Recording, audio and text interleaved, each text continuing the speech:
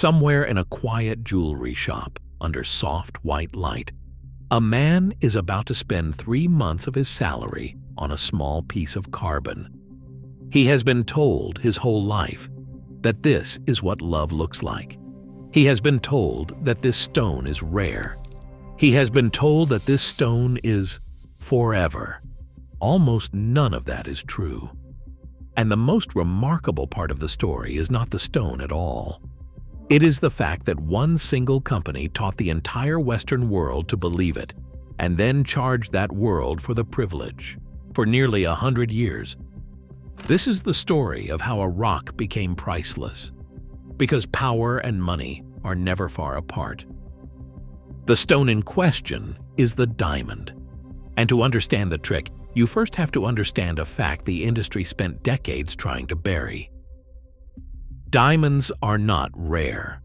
Deep underground, in certain corners of the world, they are remarkably common. The hard part was never finding them.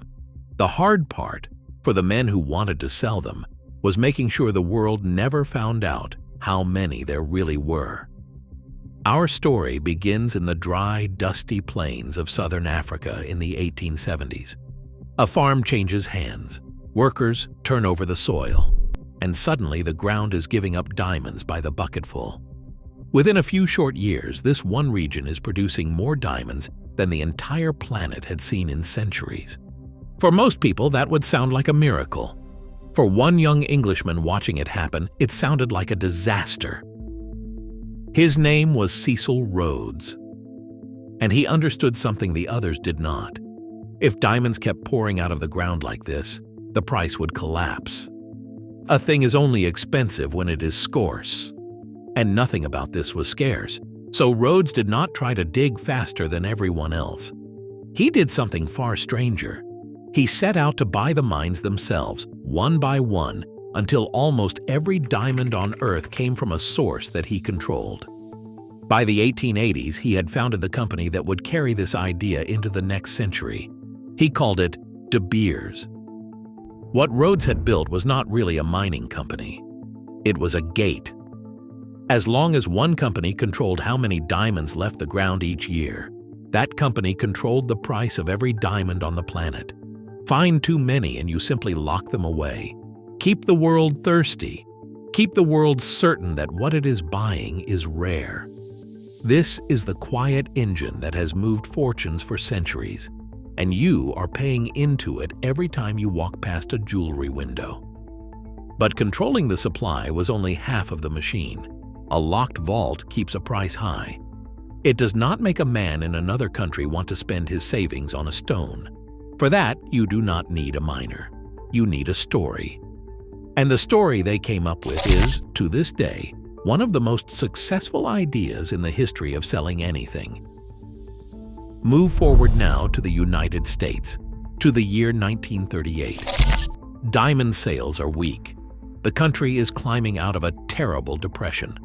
People are not spending money on luxuries, and a diamond, to most Americans then, was simply not something you needed. So the company does something that no mining business had ever really done before.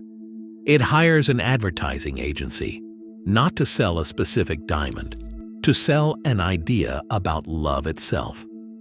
For years, a small team works on the problem. And then, late one night in 1947, a young copywriter named Frances Gerety, tired and out of time, scribbles down 4 words before she falls asleep. The next morning, she is not even sure they are any good. Those 4 words were, "A diamond is forever."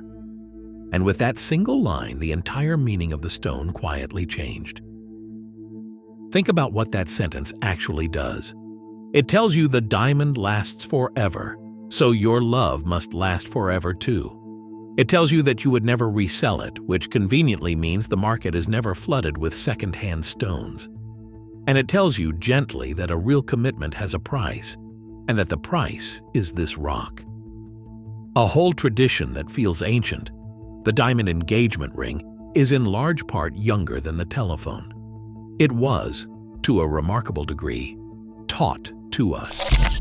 And we learned the lesson so well that we now teach it to our own children without ever questioning where it came from. The results were staggering. In the years that followed, the share of American brides receiving a diamond ring climbed from a minority to the overwhelming majority. A guideline drifted into the culture that a man should spend a month's salary on the ring, and then, later, two. No law ever said this. No tradition demanded it. It was, in the end, a number that helped sell more stones. And it worked in living rooms from London to Tokyo because the company did not just sell diamonds. It sold the meaning of the moment you give one. For most of the 20th century, this machine ran almost untouched. By some estimates, the company controlled the great majority of the world's rough diamond supply, deciding how many entered the market and what they would cost. It was, for decades, one of the most effective monopolies the modern world has ever seen, hidden behind the most romantic advertising the modern world has ever produced. Now, here is the part the story is usually told without. The same control that kept prices high had a darker edge, and honesty demands we name it. For long stretches of the last century, the diamond trade was tangled up with deep exploitation of the African workers who pulled the stones from the ground, and in some regions with conflict and violence that the polished shop window never showed.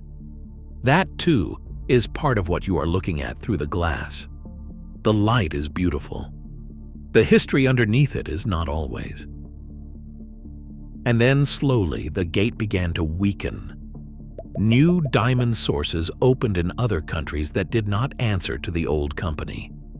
Regulators in the United States circled the monopoly for years. And in our own time, something the founders could never have imagined arrived. Diamonds grown in a laboratory, chemically identical to the ones from the ground, sold for a fraction of the price. The company that once controlled almost everything now controls only a slice. The spell, after 100 years, is finally cracking. And it leaves us with an uncomfortable question that reaches far beyond jewelry. Because the real lesson here was never about diamonds. It was about how value is made. A diamond is worth what it is worth because enough people agreed to believe it, and someone long ago decided what that belief would cost. The same quiet trick shapes far more of your life than you might like to admit. The brands you trust, the things you are sure are rare, the prices you have simply never thought to question. Somewhere often a story was written first, and the price was attached afterward. So the next time you stand in front of that soft white light, looking at a small, brilliant stone, you might ask yourself a simple thing. Am I paying for the rock? Or am I paying for the story they sold my grandparents? The honest answer is uncomfortable, and it is the reason this company stayed rich for 100 years, because power and money are never far apart. Discovery continues.